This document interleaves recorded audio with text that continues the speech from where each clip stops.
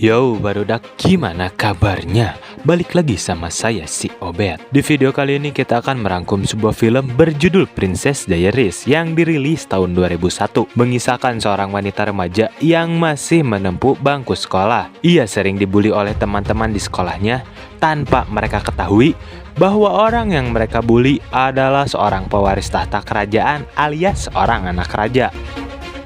Tanpa banyak basa-basi dan tanpa berlama-lama lagi, ini dia alur ceritanya. Shika.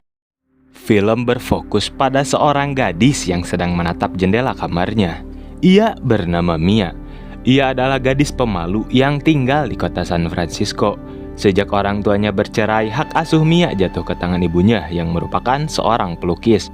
Saat ini Mia tengah menempuh pendidikan SMA. Sikapnya yang kurang percaya diri atau introvert membuatnya jarang berinteraksi dengan teman-teman sekolahnya. Tapi ia mempunyai bestie bernama Lily. Namanya remaja, ia pasti merasakan bogoh atau jatuh cinta dengan seorang bujang yang populer di sekolah bernama Josh. Tapi si Josh ternyata sudah memiliki meming. Memingnya bernama Lana, seorang anggota cheerleaders di sekolah tersebut. Dan juga selalu mengganggu Mia. Hari itu sekolah tengah mengadakan kompetisi debat dengan bertemakan seragam sekolah. Mia yang mengikuti kompetisi itu pun harus melawan Josh sebagai lawan debatnya. Josh dengan lantang menyuarakan bahwa seharusnya di sekolah harus diadakan seragam casual atau berpakaian santai. Pendapat Josh tersebut mendapatkan sorakan dari sebagian murid-murid di sana. Hingga saat tiba waktunya, Mia menyangkal pendapat Josh itu. I think casual.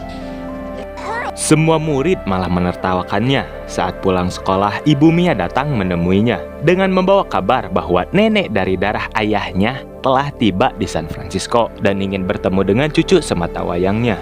Mia pun bingung mengapa tiba-tiba neneknya ingin bertemu menemuinya. Padahal selama ia hidup, si nenek tak pernah sekalipun menghubungi dirinya ataupun sang ibu. Di keesokan harinya saat Mia pulang sekolah, ia langsung pergi ke tempat yang sudah ibunya beritahu alamatnya. Ia tiba di sebuah bangunan mewah tempat di mana neneknya tinggal. Kedatangannya disapa hangat oleh pelayan di sana. Ia diantar masuk dan untuk pertama kalinya ia melihat wajah dari sang nenek. Di sana Mia diberitahu bahwa sang nenek adalah ratu dari sebuah kerajaan kecil di Eropa bernama Genovia.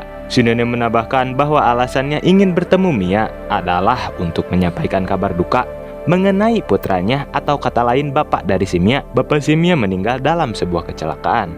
Karena Mia adalah anak satu-satunya dari sang ayah, maka Mia berhak mewarisi kerajaan sepenuhnya selaku pewaris. Awalnya Mia tak percaya dengan apa yang dikatakan neneknya, tapi dilihat dari sikap dan nada si nenek yang nampak serius, ia masih nampak terkejut dan masih tak percaya jika dirinya seorang putri kerajaan yang akan mewarisi gelar sebagai ratu yang memiliki tanggung jawab besar memimpin sebuah kerajaan. Neneknya berjanji sebelum membawanya ke Genovia, ia akan mengajari Mia bersikap layaknya seorang bangsawan serta akan mengubah penampilan Mia. Namun Mia yang belum siap pun menolak hal tersebut dan pergi dari sana.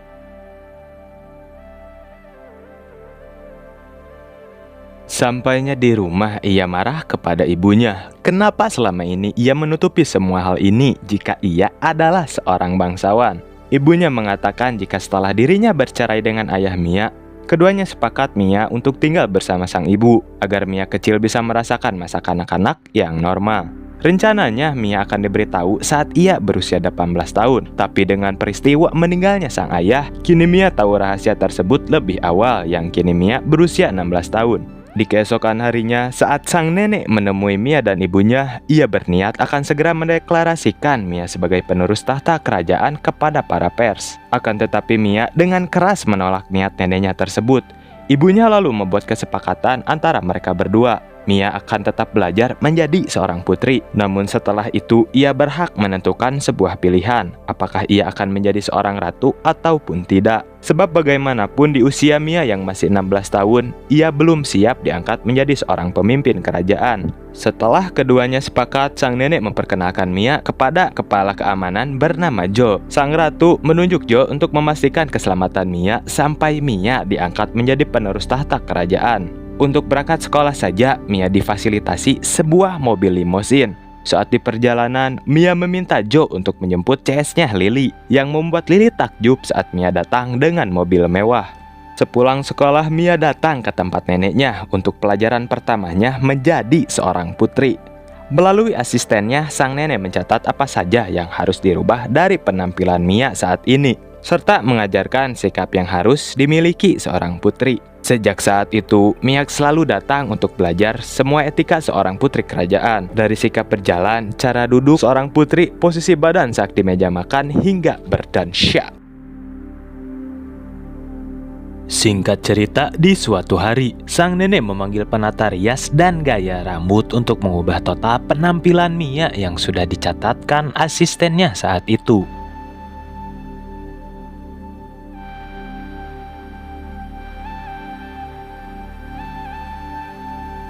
Kacamata tebal Mia diganti dengan lensa kontak hingga setelah selesai dirombak, Mia terlihat jauh lebih berbeda dari sebelumnya, yang membuat sang ratu alias nenek Mia terkesan dengan penampilan baru cucunya, yang terlihat cantik dengan rambut lurusnya. Di keesokan harinya saat berangkat sekolah, Michael AA-nya Lily yang kebetulan satu sekolah dengan mereka terpesona saat melihat perubahan teman adiknya itu. Namun Lily berbeda pandangannya dengan sang AA. Lily justru tak suka dengan penampilan baru Mia, karena ia berpikir Mia merubah penampilannya hanya untuk mendapatkan popularitas di sekolah. Meski Mia sudah menutupi rambutnya, Lily masih terus saja berkomentar. Akhirnya dengan terpaksa, Mia harus memberitahu Lily bahwa ia adalah seorang putri kerajaan dan meminta Lily merahasiakan dari teman-teman yang lain. Di kelas saat jam pelajaran dimulai, Lana yang memaksa Mia untuk melepas topinya tanpa keberanian untuk melawan, si Mia ini nurut. Penampilan barunya sekarang membuat heboh satu kelas. Di keesokan harinya, Michael berusaha mengajak Mia menonton latihan bandnya di hari Sabtu nanti. Mia pun menerima ajakan Michael itu. Dari kejauhan mereka melihat banyak wartawan di sekitaran sekolah. Datangnya Mia adalah yang ditunggu-tunggu oleh para wartawan. Mia pun langsung disodorkan pertanyaan-pertanyaan. Tanpa menjawab, ia langsung menerobos ke dalam gedung sekolah. Di saat Mia sudah merasa tenang, nenek dan ibu Mia datang ke sekolah untuk mencari tahu siapa orang yang telah membocorkan rahasia tersebut. Tak lama kemudian, Joe membawa seorang pria masuk. Ia bernama Paulo. Paulo mengaku bahwa dirinya lah yang telah membocorkannya kepada awak media. Ia melakukannya bukan untuk mendapatkan uang, melainkan ketenaran. Dunia harus tahu bahwa Mia penampilannya berubah melalui polesan tangannya. Beberapa hari kemudian, di sebuah acara makan malam, sang nenek memperkenalkan sang cucu kepada para bangsawan dari seluruh dunia. Awalnya makan malam berjalan cukup baik, hingga tanpa disengaja Mia membakar baju salah satu tamu. Hingga Mia yang sedang mengambil buah anggurnya yang jatuh membuat tamu di sebelahnya tersandung, yang membuat keadaan semakin kacau. Atas kejadian tersebut, sang nenek selaku ratu merasa malu. Namun hal tersebut justru membuat para tamu terhibur. Di keesokan harinya, Mia meminta maaf kepada neneknya dan siap menerima konsekuensi atas apa yang terjadi kemarin. Namun sang nenek justru tak marah. Ia bersedia menghabiskan waktu seharian dengan cucunya. Sepanjang hari, sang nenek ingin membuat cucunya senang. Mereka pergi menggunakan mobil Mia yang Mia dapatkan sebagai hadiah ulang tahun ke-16 dari sang ibu. Ratu mengunjungi tempat-tempat yang biasa cucunya kunjungi, memainkan permainan kesukaan Mia, hingga foto bersama di foto booth. Dalam perjalanan pulang, mobil yang dikendarai Mia mengalami masalah saat melewati tanjakan, yang membuat mobil mundur dan menabrak sebuah kendaraan umum. Polisi pun datang dan agar Mia lolos dari tilang, sang ratu memberikan sebuah gelar kehormatan kepada polisi tersebut. Dengan tersanjung, petugas itu pun tak jadi menilang Mia, bahkan ia mengantar mereka pulang ke rumah. Kini ia menjadi sangat populer di sekolah. Ia dikelilingi oleh murid-murid yang meminta tanda tangannya. Bahkan Lana yang seorang pembuli kini berpura-pura bahwa ia adalah CS-nya Mia saat awak media mewawancarainya. Sementara itu, Josh kini mulai naksir kepada Mia dan mencoba mengajaknya pergi ke pesta pantai pada esok hari Sabtu. Josh mengatakan jika hubungannya dengan Lana kini telah berakhir. Mendengar hal tersebut, Mia pun langsung setuju dengan ajakan Josh. Mia pun menemui Michael dan meminta maaf karena ia lebih memilih ajakan Josh daripada dirinya. Michael yang lebih dulu berharap sangat kecewa dengan keputusan Mia.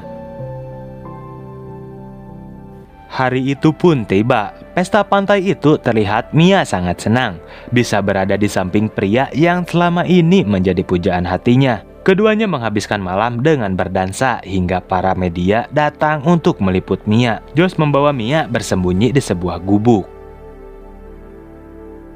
Setelah keadaan dirasa aman, mereka pun keluar. Tapi tak disangka, di luar sudah banyak sekali awak media.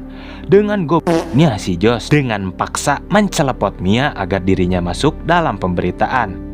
Di keesokan harinya setelah kembali ke rumah dengan rasa malu, Mia menangis di pelukan sang ibu atas kejadian di pesta pantai itu. Berita atas kelakuan sang putri menjadi viral dan membuat sang nenek kecewa. Mia meminta maaf dan mengatakan bahwa ia tak pantas menjadi seorang putri kerajaan. Meski begitu, Ratu tetap akan mengajak Mia ke acara tahunan di kerajaan Genovia dan Mia boleh membawa teman-temannya kecuali si Josh bangsat. Setelah Mia pergi, Jo mencoba meyakinkan Ratu agar ia memahami sisi usia Mia yang masih remaja. Jo juga berkata bisa jadi status bangsawan Mia ini sengaja dimanfaatkan teman-temannya. Jo percaya bahwa Mia siap menjadi pemimpin kerajaan. Setelah melihat kedewasaan Mia, dari bagaimana cara ia menerima kritik dan meresponnya. Di sekolah, Mia juga meminta maaf kepada CS-nya karena telah membuat kakaknya patah hati. Meski Lily kecewa, namun namanya sahabat dekat, ia pun memaafkannya. Sebagai permintaan maaf, Mia mengajak Lily dan Michael ke acara pesta tahunan Genovia, pesta yang akan digelar malam itu. Di pagi hari, nenek menemui Mia di kediamannya untuk memberikan sebuah buku yang ditinggalkan ayah Mia sebelum ajal menjemputnya.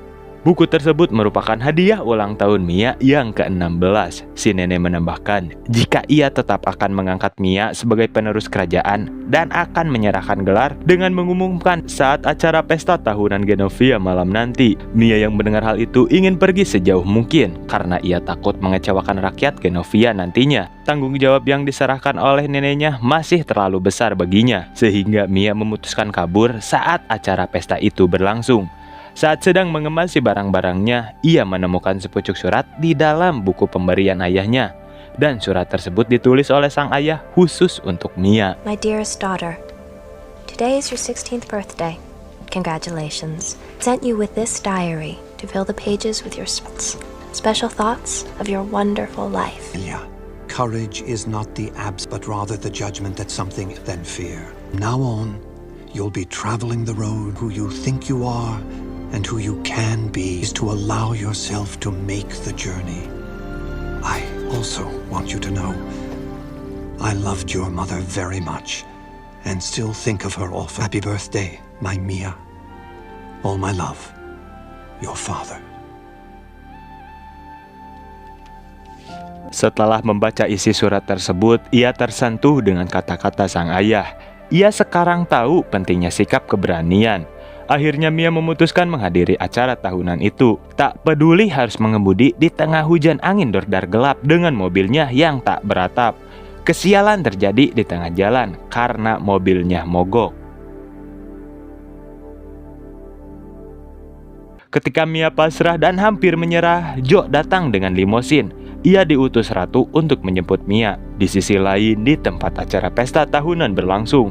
Karena Mia tak kunjung terlihat, sang ratu alias nenek Mia akan memutuskan tentang penolakan Mia kepada para tamu. Di saat nenek baru saja akan mengumumkan, Mia pun tiba-tiba datang dengan keadaan basah kuyup dari kepala hingga ujung kaki. Mia pun berdiri di atas mimbar dan mencoba berpidato di hadapan seluruh tamu. Seperti yang dijelaskan di awal film, ia masih saja gugup saat akan berpidato. Hello. I'm Mia.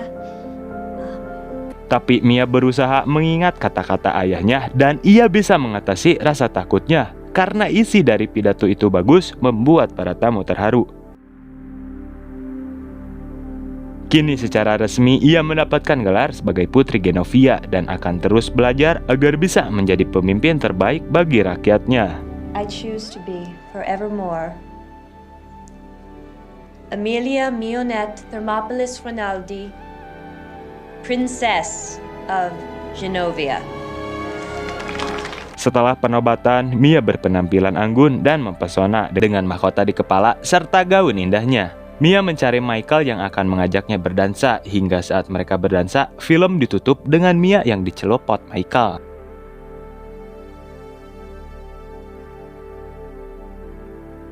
FYI Imah Barudak, film ini diadaptasi dari novel yang berjudul sama yang ditulis oleh Meg Cabot. Dan aktor pemeran dari Mia sendiri yang bernama Anne Hathaway merupakan film perdana atau debut karirnya sebagai aktris di film. Terima kasih yang selalu menonton, support terus channel ini agar bisa maju. Wassalam.